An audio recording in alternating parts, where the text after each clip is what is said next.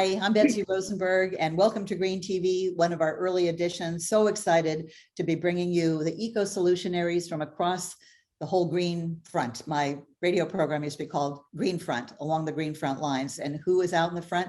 People who have so much passion and knowledge about their area of expertise. And today that is going to be all about what we eat, what we perhaps shouldn't eat.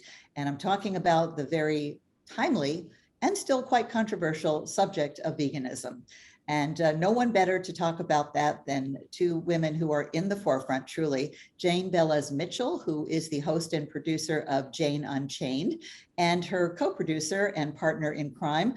She speaks about it often on Clubhouse, the social media audio app where we met, Paige Parsons Roache. So excited to have both of you here. And I like to start my interviews with taking us back to what made you who you are in terms of being a vegan activist, if that's the right word. I think it is in this case. Yes. Well, I can take that. I'll have to go all the way back to 1916. My mother was born in Puerto Rico. She was growing up on an island called Vieques, which is part of the Commonwealth. And she had a friend who was a pig. And when she was very young, she came home one day and the pig had been slaughtered for food. And she fainted. And when she woke up, she shunned meat. She came to New York at the height of the Great Depression and became a successful vaudeville dancer. Met my dad, who was an Irish-American advertising executive straight out of Mad Men, who actually had an agency on Madison Avenue. And so I grew up thinking we were vegetarian. We did not have meat in the house, but we did eat fish and dairy and eggs. And as I became a journalist, went to NYU, started reporting, I started seeing these images of pig gestation crates. I never imagined that people could be so sadistic as to create a crate the size of an animal's body where they can never turn around and they become insane. And not just do it once, but do it in a room where there's 10,000 of them. When I first saw that pig gestation crate image, and Google it, don't take my word for it, I said, there is something truly morally reprehensible. Flash forward, after working in Fort Myers, Florida, Minneapolis, Philadelphia, New York, LA, I'm at Paramount Studios working at a local TV station. In works Howard Lyman, the fourth generation cattle rancher turned vegan activist who famously went on Oprah and revealed the horrors of the industry. And she said, that stopped me cold from eating another burger. She was sued by the cattlemen. Anyway, he was famous for 15 minutes. He walked in. I interviewed him afterwards. He came up to my cubicle and he said, I hear you're a vegetarian. By that time I was vegetarian. He said, do you eat dairy? And I hung my head because he had just talked about the mothers are raped, the babies are abducted, and then they're all killed. It's a rape, abduction, and murder operation, plain and simple. I covered crime for 40 years. And I hung my head and I said, yes. And he took his fingers and stuck them right at my nose and said, liquid meat.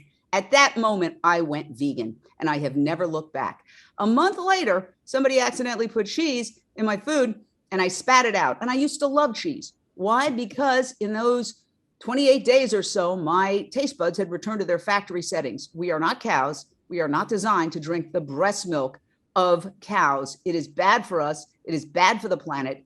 And now we know that it is killing us collectively and individually. Perhaps, Paige, you'd like to take that one. I'm thinking back to my 20s, and my first event, my first eco event was at the Hollywood Bowl with Paul McCartney. And I remember him, there was somebody, one of the performers had brought meat on in the background, in the backstage. And he said, we cannot have any meat here. And he sent off the meat and he said, that's it, only vegetarian food at this event. And I remember being startled by that and thinking, wow, that's incredible. And then I ended up producing several Earth Day events in Manhattan Beach, California. I'm from California. And I got involved with the environment, and I also got involved with plastic pollution solutions, carried around a basket for years, giving people solutions for their plastic straws and bamboo utensils and things like that. And then my daughter turned to me and she said, Mama, I'm going vegan. I said, what? Okay, for the animals. Okay. And I said, let me feed you. I kept bringing home vegetarian food. She said, no, Mama, that has milk in it. That's the mother cow's milk. How old was she at the time, Paige? She was 13. She was 13. She's 20 now. So there you go. And I had seen images of Cowspiracy, this film, in a local restaurant. And I said, you know what? I am going to sit down and watch the 6 months after she'd gone vegan. And within 5 minutes of watching that film and seeing the amount of water that is being used to provide food on a plate, right? The amount of water that goes into giving the mama cow's milk so that I could have an ice cream cone. I made the connection. I said, wait a minute, I've been turning off the shower for my son who's taking too long of a shower here in California, when of course I still do that. I still watch what kind of water we use. But I said, it doesn't make sense. We're talking gallons and gallons, football fields, busloads of water in order for me to have animal products on my plate. And I made the connection. I said, I'm going vegan. That was it. And what inspired your daughter? Well, she was doing a report in middle school on food waste. And through the discovery, she fell into a couple of videos about the horrors of factory farms and the concentrated feeding operations. And she just realized she could no longer participate in that. She's committed to being a veterinarian. She cares so much about the animals. And she realized the treatment of the animals is more than just petting an animal and loving an animal. That story is not uncommon. So many vegans I know were inspired by their children. And it's one thing for kids to come home and say, Mom and Dad, you should be recycling more. And of course, that's only the very beginning of what everybody should be doing. But to say, I want to be vegan, that affects the whole family, clearly. Definitely. It's a lifestyle. And I'm very grateful for it. I feel younger. I feel more connected. I feel on purpose. I feel like everything just aligned when I became vegan. Okay, so let's talk about health. Obviously, it's not good for the animals, but what about humans? What happens to us when we have a steady diet of beef and poultry and dairy? Well, I'd like to point out that the World Health Organization has officially called processed meat carcinogenic.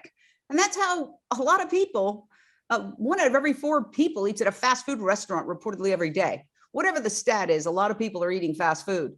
American diet is sad. Yeah, the sad American diet, the standard American diet, the sad diet. Processed meat is officially cancer causing, according to the We just heard that if you eat a hot dog, it takes 36 minutes off your life. Sorry, I had to, that's hot off the press. Did you see that? Yeah, I mean, and are there warning labels? There are warning labels for cigarettes. There should be warning labels on meat that it is carcinogenic. Processed meat is carcinogenic according to the World Health Organization. Red meat is a likely carcinogen. We know that, COVID aside, 1 out of every 4 Americans dies of heart disease, which, unless you are one of the rare individuals with a genetic predisposition, comes from eating too much meat and dairy. Plaque, which clogs the arteries, comes from cholesterol. Go up and down the supermarket aisles. There is 0 cholesterol in any vegan product because animals produce cholesterol. We're animals. We produce cholesterol. When we have too much of it, it's because we're eating cholesterol from animals. We could completely revolutionize the healthcare industry, reduce the amount of money we spend, taxpayers, to support this completely inefficient system, get people healthy.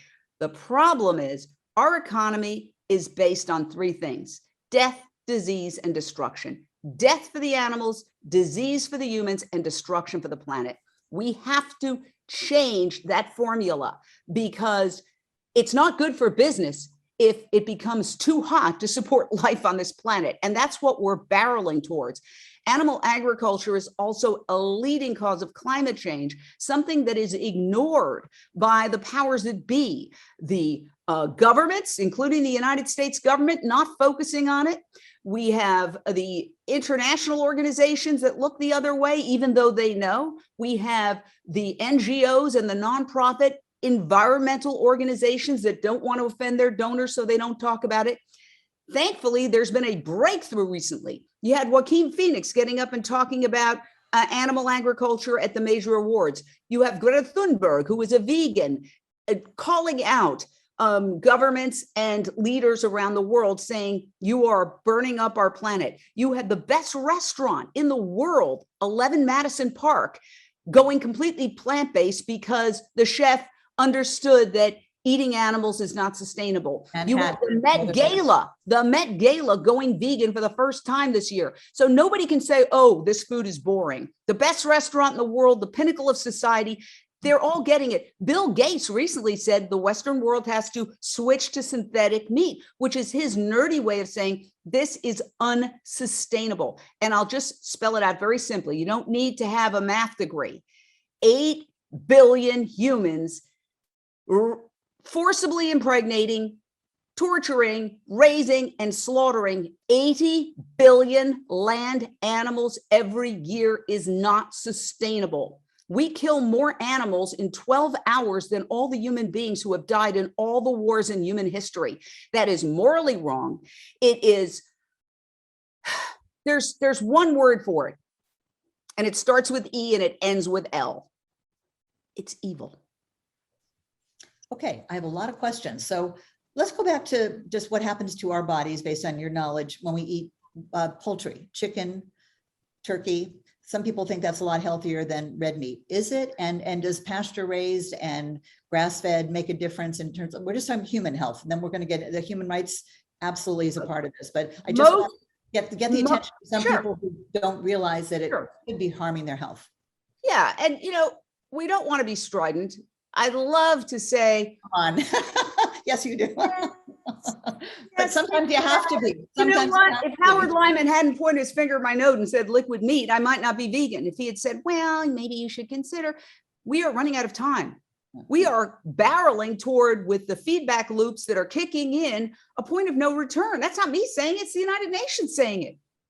And yet, when they give their speeches, analyzing their latest report, they leave out one of the biggest factors, animal agriculture. Why? Because first of all, it's meat, dairy, and pharmaceuticals together.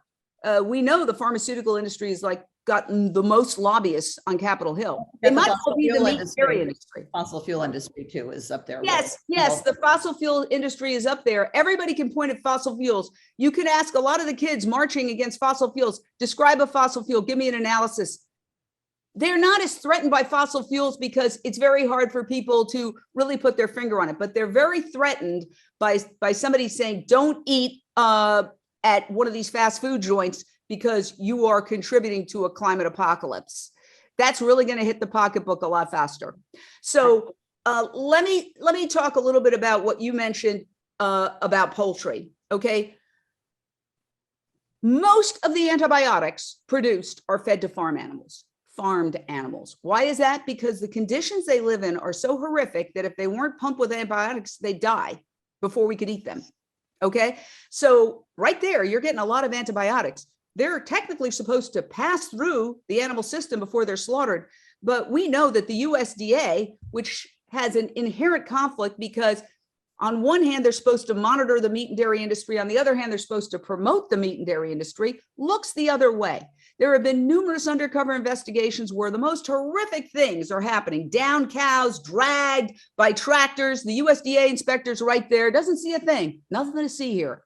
Okay, so those antibiotics are getting into the food. What if it says no antibiotics, no hormones, natural chicken? Is that to be believed? You know what? It's so funny because we always go to this special place like, well, if you were on a desert island and there was only one thing you could eat, a pig, would you eat the pig? I'd say, well, you know what? I'd eat what the pig is eating. So we create these fantasy scenarios to justify that are complete fantasy to justify our behavior. 99.9% of all the chicken that people are eating comes from factory farms. Even if they're free range, undercover investigations consistently show that the conditions of these animals are horrific. They are packed in there because why? When animals move around, what happens? They burn calories. Their goal is to fatten them up as fast as they can, as quickly as they can, and ship them off to be slaughtered. I go to vigils right here near downtown LA, where we see the pigs come in that become the hot dogs that they sell at the baseball stadium. Okay, I'm keeping the brand name. I'm keeping the brand name out. 36 minutes. I think that should be repeated just for the implications of that. Yeah. What? I'm not a hot dog eater, but I just think that the statistic that one hot dog will take 36 minutes off your life should be repeated because it shows you just how direct a connection there is. I mean, hot dogs are particularly nasty as far as meat goes. It's kind of known, but it's all nasty. There's no good way to do the wrong thing. We have reached the turning point. We must let go with complete abandon this morally reprehensible industry and evolve towards something else. The planet depends on it. I just want to say one more thing. Animal agriculture is connected to climate change. People don't make the connection because they don't want to, but it's pretty simple. A good portion of the land on this planet is used for animal agriculture, either cattle grazing land or to grow crops to feed 80 billion animals. We are only 8 billion humans. We could live in a world of natural abundance where we have all the food we want. The problem is we're creating scarcity by feeding grain, corn, soybeans.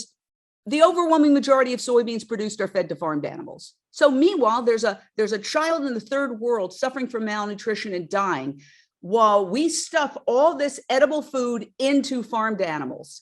And even the hunger organizations don't want to do that simple math because people don't want to change their behavior. But we're getting to the point where we have to, this bubble is about to burst. This vegan trend, if the whole world went vegan, do we have enough land to grow enough plants to sustain 8 billion people?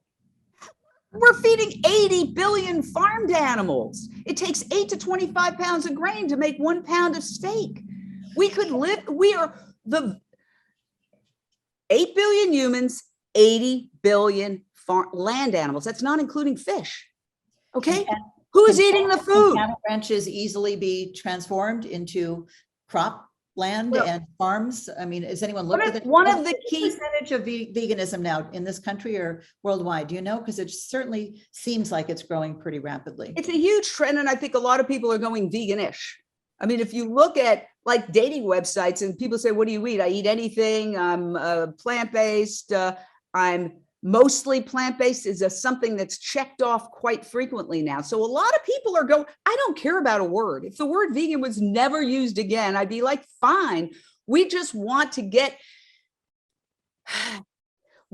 this concept out to people that it's not a sacrifice. There are tens of thousands of fruits, vegetables, nuts, grains, and legumes that can be arrayed in any number of delicious combinations that provide all the amino acids, all the proteins. It's a marketing campaign that has equated meat with protein. There's plenty of protein in kale and beans and quinoa and all sorts of other foods that you can eat. And when's the last time you went to the doctor and they said, hey, you got a protein deficiency? We've sold this bill of goods to the American public.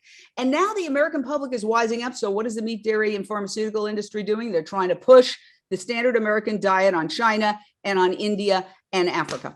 Well, I could give up meat, but I didn't think I could ever give up cheese. But we just discovered Rebel cheese in Austin, Texas, and it is crave-worthy. Their brie, their truffle goat cheese, cheddar cheese, Parmesan, mozzarella. It's really, really good. And they do ship around the country. And it's plant-based. Totally, completely. Yes, And that made me feel, okay, I can give up cheese. I wish everybody lived close to it, but they do ship. Rebel, REBEL cheese. Check it out. It's a breakthrough. It really is. It's a game changer. I just want to say one last thing. Okay. If you think about all like the Amazon being set on fire for cattle grazing, all the areas of the world that the forests are decimated for cattle grazing and or to grow crops to feed all these farmed animals. If you reforested that, what do trees do? Trees absorb carbon. So one of the issues is that even if we implemented everything in the Paris Climate Accords, it's going to stop, ideally, the acceleration of climate change. But what would start to reverse the temperature? More trees absorbing carbon. I went down, I did a documentary through Jane Unchained called Countdown to Year Zero. Please check out, by the way, janeunchained.com and Countdown to Year Zero streaming on Amazon Prime. And we also have a vegan cooking show, New Day, New Chef, that's on public television and on Amazon. But we saw a cattle ranch that had been reforested. In proper temperatures with the right kind of guidance, these areas can be reforested to start absorbing carbon. And so what we need to do is take a lot of that farmland and start returning it to a forest. So those trees could start absorbing carbon. That would actually reverse the temperature. Which is what we need. Absolutely what we need fast. I want to give you a chance, Paige. I have a question about the trend to going away from dairy milk to nut milk. I mean, we've been drinking cashew milk, almond milk, oat milk forever, and would never go back to quote, real milk. Any idea what that trend, how big that trend has been? I know the dairy industry has been very concerned about it and trying to put out advertising about it, but that seems to have hit the mainstream, that shift. Absolutely. And a lot of the dairy farms are shutting down because they just can't afford to keep the cows alive because of the water. Again, circling back to that. Well, there's so many new brands that are out that are doing so much. In fact, Miyoko's is one of the top worldwide, and she's expanding the cheeses. And there are so many companies that are coming up with nuanced ways of working with plants, nuts, seeds, and grains as well. So you have cashews and you have macadamia, and then you have rice and you have oat and hemp, and so many creative ways to make milk from plants around the world. So And butter, absolutely. butter. Yoko's has a good butter. Yes, butter, ghee, I mean, you name it. All the products that have come from animals are being created into products that do not include the animal. So And yet it takes a lot of water to grow almond trees. The almond orchards are having to cut down some of their trees because in Central California, because of the drought. So is often the case with these trade-offs, nothing is perfect. Nothing is perfect, but we also ignore the fact that the dairy industry, California is the largest dairy industry in the nation. California is the largest dairy state in the nation. And yet when the news reporters talk about the water crisis, they don't mention the dairy industry. The dairy industry, cows are drinking huge amounts of water. And then you've got to grow the crops to feed the cows. And then their manure pollutes the water and nobody talks about it. Here's the problem. The US, yes, here's the problem. The dairy industry and the meat industry have infiltrated government. Who's running the USDA? Tom Vilsack, he's a former dairy trade group leader. He is the dairy industry. He is the meat industry. So you can't rely on the government. The media is advertiser based. Who are the advertisers? Meat, dairy, and pharmaceuticals, the three industries that would collapse if people went plant-based. So you're not getting the information from the media. So and there's no fossil fuel ads on promoting coal, gas, and oil, believe it or not, in 2021. Not as many, but they're still on network news. Yeah, let me ask. We got to think for ourselves. We got to think for ourselves. Do your own research. You're not getting it from media or from government. So what about the concern? I've had it that, I'm busy, I'm vegan. It takes so much time and effort and prep. And sure, you can go to 11 Madison in New York and have a, 15-course meal, and it's delicious and gourmet for $300 something odd dollars. And it's wonderful that they did that. And that did get a lot of play, and that shows that it can be done. But most people don't have that kind of culinary expertise or that kind of time, versus throwing a piece of fish under the broiler. Well, I'd like to say that this is another one of these campaigns by the meat and dairy industry to try to say that this is elitist. And guess what? Rice and beans and platanos and yuca is not elitist. There is a plethora of wonderful, nutritious foods that you can get in sacks of beans and brown rice, and you can have a nutritionally complete meal for very little money. One of the problems is that the US government is subsidizing the meat and dairy industry. So a hamburger that would normally cost, if the subsidies were out of the picture, $25, they're selling it for $1. Who's paying for that? The US taxpayers. That's not capitalism. That's corporate socialism. And we're all paying for it. So this isn't a left or right issue. This is an issue where we're not getting the facts. We're told, oh, this is an elitist diet. No, it's not. Throughout human history, most people have been mostly plant-based. That's another canard that, oh, the caveman was eating meat. Well, actually, when they look between the teeth, because they didn't have dental floss back in those days, what do they find? Mostly plants. What were the gladiators consuming? Mostly plants. The ancient Roman diet was mostly olive oil, grapes, and wheat. We historically have eaten plants. If you go back to anybody's ethnicity, whether it's Irish, whether it's Ethiopian, whether it's Puerto Rican, whether it's Mexican, whether it's Italian, you'll see a mostly plant-based diet. Asia, mostly, they came up with faux meats centuries ago. I'm glad you brought up faux meats, because there is some criticism and concern that products like Impossible Meats and Beyond Meat have so many additives and so many unpronounceable chemicals in them that you're healthier eating meat. My husband made that conclusion, and I'm fighting that battle. What do you think about that? Okay, so these newscasters who have never once brought up the fact that processed meat is cancer causing, officially, according to the World Health Organization, are all of a sudden beating their chest when a Beyond Meat burger comes out and it's processed peas. Okay, if you want to look at the chemicals that you are consuming, take a look at your average cereal, your meat, the chemicals in meat, the pesticides that these animals are eating, the GMOs that these animals consuming. We all know that the higher you go on the food chain, the more you compress all that. What do you think you're getting when you eat a steak? So do you two like those products? You give them to your kids? I'm going to have a cookout today. You don't need meat substitutes. I'm just curious. That's just a personal question. It's not to have for breakfast, lunch, and dinner. I'm having a cookout today. I'm serving Beyond Meat burgers. I'm also serving corn. I'm also serving potato salad. I'm also serving a kale salad. It's not meant to be eaten for breakfast, lunch, and dinner. This is the selective indignation of people who are thrown back on their heels and coming up with any excuse and rationalization and justification to continue their way of life because people don't want to change. But we're at a point, man, where the bubble is about to burst. The idea that we can keep our blinders on environmental conservation and government and companies and say that they're going to do everything environmental except the one most important thing that they can do, those days are about to end. And I'll tell you why. As temperatures get hotter, we are going to see crop failures. We're already seeing. Already. It's going to become more widespread. This is not me saying it. This is an IPCC reviewer who said this. I watched it on a document. He said, water. We're going to have widespread food outages, and then we're going to go into the grocery store and we're going to see empty shelves. And at that point, the human race is going to have to decide, do we want to feed ourselves, 8 billion humans, or do we want to continue feeding 80 billion animals every year that we kill?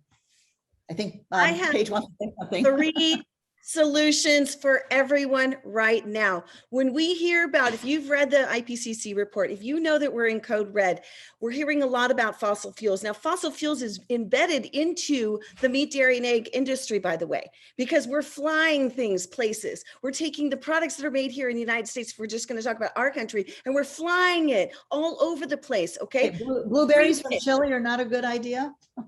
3 things. Yeah.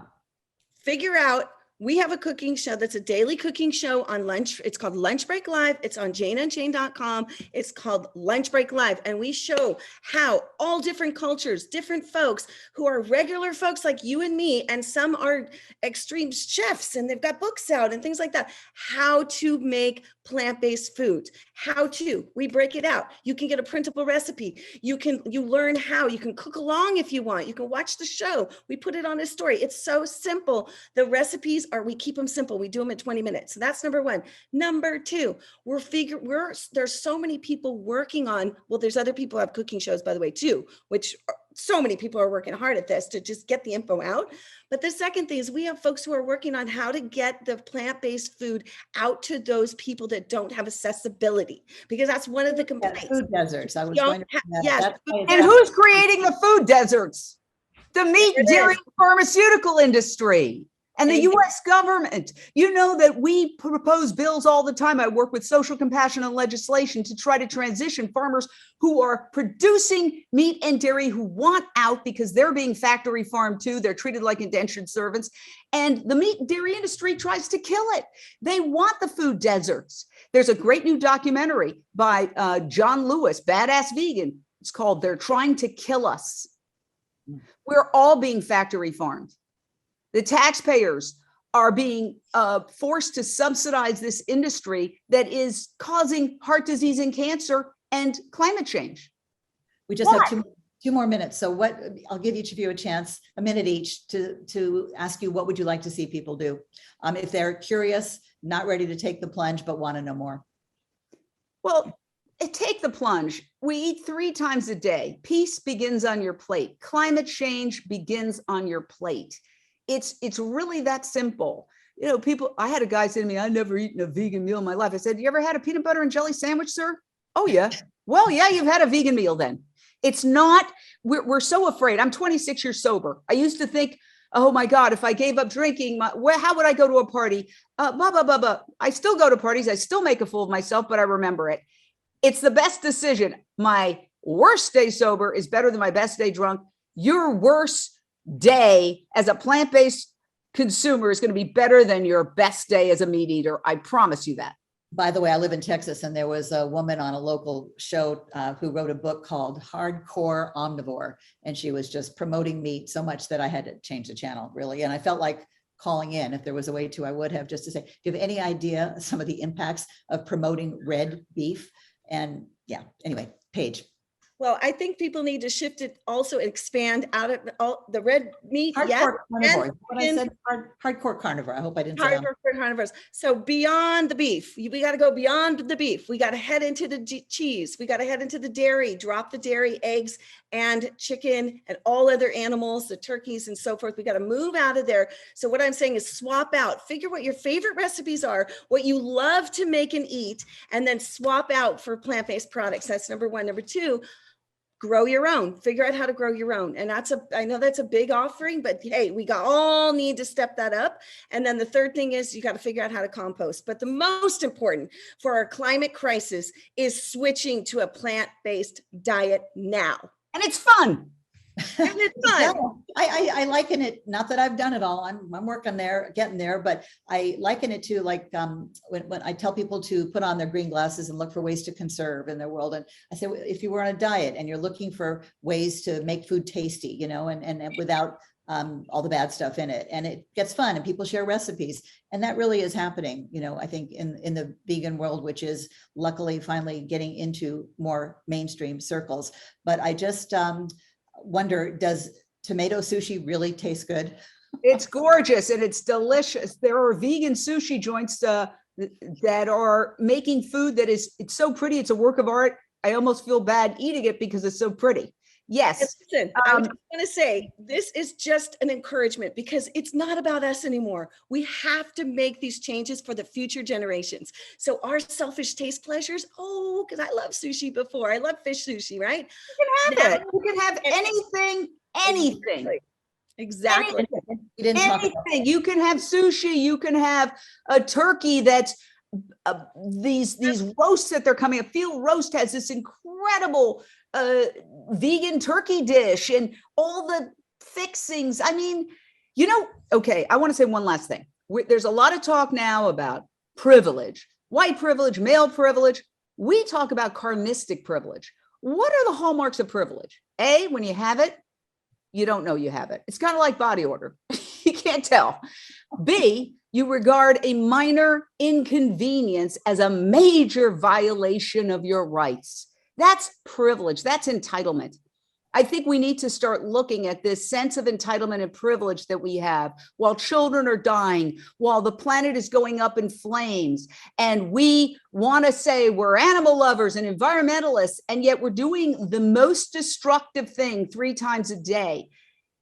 That would be a good place to start. That would be a good place to start with your diet. Okay, we're out of time. I'm sure we'll have you back to continue the discussion. Hopefully things will have progressed in our American meat-centric society.